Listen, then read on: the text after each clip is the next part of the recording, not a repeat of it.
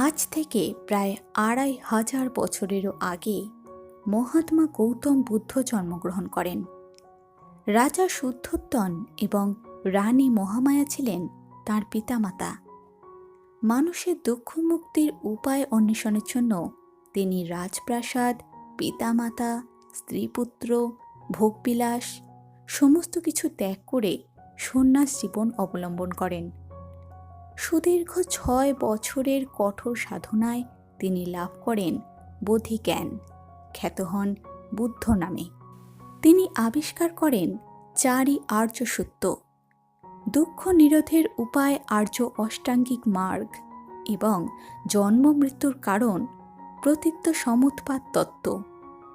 সর্বপ্রাণীর কল্যাণের জন্য তিনি প্রচার করেন তাঁর ধর্মদর্শন। তাঁর প্রতিটি ধর্মবাণী মানুষকে নৈতিক জীবনযাপনে উদ্বুদ্ধ করে। সংযমী, আদর্শবান এবং মানবিক গুণাবলী সম্পন্ন মানুষ গড়ে তোলাই বুদ্ধের নৈতিক শিক্ষার মূল লক্ষ্য। আজ আমরা এই ভিডিওটির মাধ্যমে মহাত্মা গৌতম বুদ্ধের জীবনের নৈতিকতা প্রদর্শনের নিদর্শন এবং নৈতিক উপদেশ সম্পর্কে একটি ঘটনার আলোচনা করব, যা আপনার চিন্তাভাবনাকে সম্পূর্ণ পাল্টে ফেলবে। তাই ভিডিওটি শেষ পর্যন্ত দেখবেন, আর চ্যানেলে নতুন হলে চ্যানেলটি সাবস্ক্রাইব করতে ভুলবেন না। নমস্কার বন্ধুরা, আমি জাগরি আর আপনাদের সকলকে স্বাগত জানাই আমাদের সনাতন কাহিনীর পরিবারে। একদিন ভগবান গৌতম বুদ্ধ ধর্ম প্রচারের উদ্দেশ্যে বৈশালী নগরের দিকে যাত্রা করেন। নগরের প্রায় মধ্যভাগে পৌঁছে তিনি দেখলেন যে কিছু সৈনিক যারা একটি মেয়েকে তাড়া করছিল। এই অবস্থায় ভীত সন্ত্রস্ত হয়ে পড়ে সেই মেয়েটি একটি কুয়ার কাছে এসে দাঁড়িয়ে পড়ল। তীব্র শ্বাসকষ্ট ও তৃষ্ণার্ত সেই মেয়েটিকে দেখে গৌতম বুদ্ধ তাকে ডাকলেন আর বললেন, তুমি এই কুয়া থেকে জল তুলে নিয়ে এসো এবং নিজের তৃষ্ণা মিটিয়ে আমায় অবশিষ্ট জল দান করো। ইতিমধ্যেই সেই স্থানে সৈনিকরা এসে উপস্থিত হয়, কিন্তু বুদ্ধ হাতের ইশারায় তাদের থামতে বলেন। ভগবান বুদ্ধের কথায় সেই মেয়েটি কিছুটা ইতস্তত বোধ করলেও বলে, হে প্রভু, আমি একজন অস্পৃশ্য অচ্ছুত কন্যা, তাই আমি যদি কুয়া থেকে জল তুলি তবে সেই জল দূষিত হয়ে যাবে। তার কথা শুনে বুদ্ধ বললেন, পুত্রী, আমি ভীষণই তৃষ্ণার্ত, তাই তুমি আমায় জল পান করাও, এটাই তোমার ধর্ম। ঠিক সেই সময় বৈশালী নগরীর রাজা সেখানে এসে পড়লেন। তিনি প্রথমে বুদ্ধকে নত মস্তকে প্রণাম করলেন এবং তারপর সোনার পাত্রে উত্তম জল পরিবেশন করলেন। কিন্তু বুদ্ধ সেটি গ্রহণ করতে অস্বীকার করেন এবং পুনরায় সেই মেয়েটির কাছে জল চান। তাই এবার সেই মেয়েটি কিছুটা সাহস সঞ্চয় করে কুয়া থেকে জল তুলে আনে। এরপর প্রথমে সে নিজে পান করে এবং অবশিষ্ট জল বুদ্ধকে দেয়।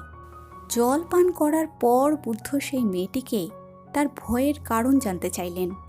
তখন মেয়েটি বলল, হে মহাত্মন, আমি কোনো এক সৌভাগ্যের কারণে রাজদরবারে গীত পরিবেশনের সুযোগ পেয়েছিলাম। আমার কণ্ঠে মুগ্ধ হয়ে মহারাজ আমায় স্বর্ণমালা উপহারও দিয়েছিলেন। কিন্তু তিনি যখন জানতে পারেন যে আমি একজন অচ্ছুত কন্যা, তখন তিনি আমায় কারাগারে নিক্ষেপ করার আদেশ দেন। আমি সেই স্থান থেকে পালিয়ে এখানে এসে উপস্থিত হয়েছি।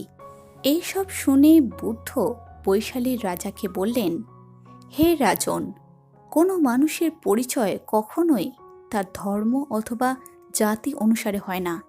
তার পরিচয় কেবলই তার গুণ এবং কর্ম অনুসারেই হয়ে থাকে। যে কন্যার মধুর কণ্ঠ তথা গীতে আপনি আনন্দিত হলেন, তাকে পুরস্কার প্রদান করলেন। যার কর্ম এতটা সুন্দর, সে কখনোই অচ্ছুত হতে পারে না। কিন্তু এখানে আপনি স্বয়ং নিম্ন মানসিকতা এবং নিজ কর্মের মাধ্যমে অচ্ছুতের পরিচয় দিয়েছেন। তাই হে রাজন, আমার দৃষ্টিতে এই কন্যা নয়, বরং আপনি অস্পৃশ্য এবং অচ্ছুত। বৈশালীর রাজা এই ঘটনায় নিজের কাজের জন্য ভীষণ লজ্জিত হলেন এবং বুদ্ধের পায়ে নত মস্তকে ক্ষমা প্রার্থনা করলেন। তো বন্ধুরা, আমাদের আজকের এই ভিডিওটি আমাদের এই শিক্ষাই দেয় যে কোনো ব্যক্তি তার ধর্ম অথবা জাতির কারণে নয়, বরং তার চিন্তাভাবনা এবং কর্মের মাধ্যমেই মহান হয়ে ওঠে। ভিডিওটির বিষয়ে আপনাদের ব্যক্তিগত মতামত আমাদের কমেন্ট করে জানান, আর ভিডিওটি সকল আত্মীয় পরিজনদের সাথে শেয়ার করে সকলের কাছে এই মহান জ্ঞান পৌঁছে দিন। আজ এই পর্যন্তই।